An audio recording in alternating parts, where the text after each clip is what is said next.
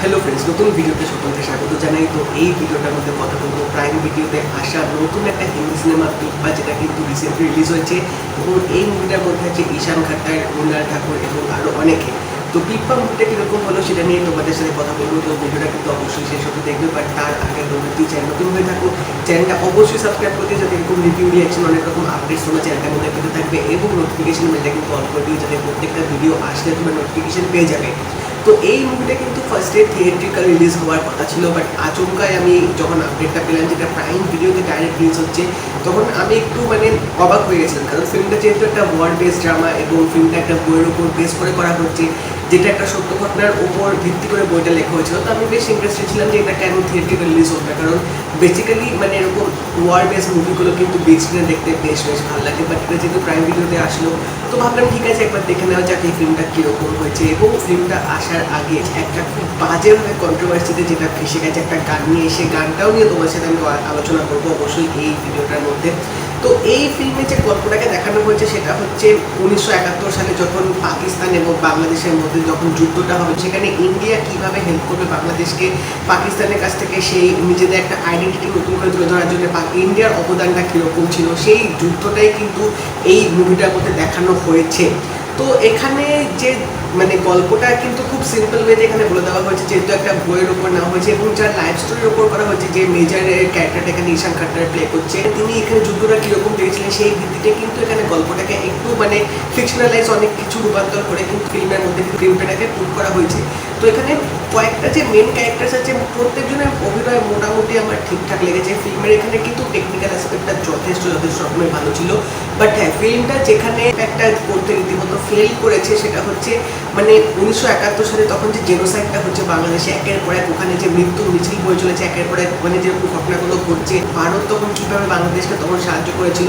এবং তখনকার সময় ওই যে বাংলাদেশ থেকে একে একে লোকগুলো যে ভারতে চলে আসছে আশ্রয় নেওয়ার জন্য, ওই পুরো মুভমেন্টটা কিন্তু ফিল্মটার মধ্যে সেইভাবে তুলে দেখাতে সক্ষম হয়নি ডিরেক্টর, যার জন্যে ওই যে গুজবাম্পস মুভমেন্ট দেওয়ার যে মুহূর্তগুলো যেগুলো দরকার ছিল। কারণ এই ফিল্মে যে ঘটনাটাকে দেখিয়েছে সেটা যদি ভালোভাবে দেখাতে পারতো তাহলে কিন্তু একটা দুর্দান্ত ওয়ার ড্রামা মুভি কিন্তু হতে পারতো। বাট সেই জিনিসটাই কিন্তু এই ফিল্মটার মধ্যে একদম ল্যাক করে গেছে। স্ক্রিনপ্লেটাকে সেইভাবে কিন্তু ইন্টারেস্টিং বা সেইভাবে এনগেজিং কিন্তু করে রাখতে পারেনি, যার জন্যে দেখতে তোমাদের ভালো লাগবে, অনেক কিছু তোমাদের এক্সপেকটেশনস থাকবে ফিল্মটা দেখার সময়, বাট সেগুলো কিন্তু অনেক সময় ফুলফিল হবে না। বাট হ্যাঁ, কালার প্যালেটটা কিন্তু ওই 1971 সালের ওরকম একটা জিনিস মাথায় রেখে কিন্তু একটু ইয়েলো স্টোন কিন্তু ইউজ করা হয়েছে, সেটা তোমরা দেখলে পুরোপুরি বুঝতে পারবে। এবং সাথেও ক্যামেরার কাজটা কিন্তু ফিল্মটার মধ্যে যথেষ্ট ভালো ছিল। এখানে কিছু ওয়ান টেক শট যেভাবে নিয়েছে দেখতে এক কথায় জাস্ট অসাধারণ লাগবে। এবং এখানে যখন যুদ্ধের যে সিনগুলো হবে সেগুলো কিন্তু বেশ ভালোভাবে দেখিয়েছে। বাট আমি আরেকটু আশা করেছিলাম যে আরেকটু ইন্টেন্স মুভমেন্ট ফিল্মটার মধ্যে দেখানো উচিত ছিল।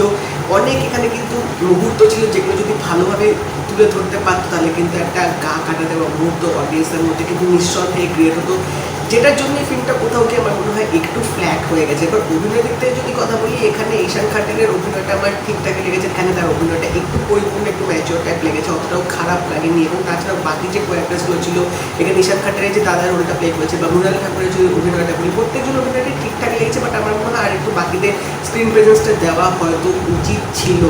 ফিল্মটার মধ্যে ইমোশনাল মোমেন্টটাও কিন্তু ক্রিয়েট করতে ডিরেক্টর রীতিমতো ফেল করে গেছে। একে একে যখন কমান্ডারগুলো মারা যাচ্ছে, যেভাবে তাদের মৃত্যুগুলো হচ্ছে, সে তখন যে মোমেন্টটা ক্রিয়েট করেছে সেটা তোমরা অতটাও কানেক্ট করতে পারবে না, কারণ সেইভাবে জিনিসটাকে কিন্তু তুলে ধরা হয়নি। এবং সবচেয়ে বেশি যেটা নিয়ে আমি আশাহত হয়েছি সেটা হচ্ছে গানগুলো নিয়ে। এখানে ফিল্মটার মিউজিক ডিরেক্টর হচ্ছে A.R. রহমান। A.R. রহমান যে ফিল্মে থাকে সেই ফিল্মের গান অ্যাটলিস্ট তো ভালো হয়, এরকম আমি এতদিন ধরে দেখে এসেছি, শুনে এসেছি। But for the first time এই ফিল্মটায় একটা গানও ভাই আমার পোষায়নি, সিম্পলি একদম পোষায়নি। একটা মিউজিকও ফিল্মটার মধ্যে একদম ভালো ছিল না। সে একটা এনার্জেটিক ভাইব, একটা ওয়ার মুভিতে যেরকম একটা ব্যাকগ্রাউন্ড মিউজিক হওয়া উচিত ছিল সেটাও কিন্তু ফিল্মটার মধ্যে পুরোপুরি মিসিং ছিল। এবং এখানে একটা বাংলা গান যে ইউজ করা হয়েছে, কাজী নজরুল ইসলামের যে একটা লেখা গান কারার ওই লৌহ কপাট, এই গানটা এখানে যেভাবে দেখিয়েছে, যেভাবে বানানো হয়েছে গানটা, জাস্ট জঘন্য, জাস্ট বাজে।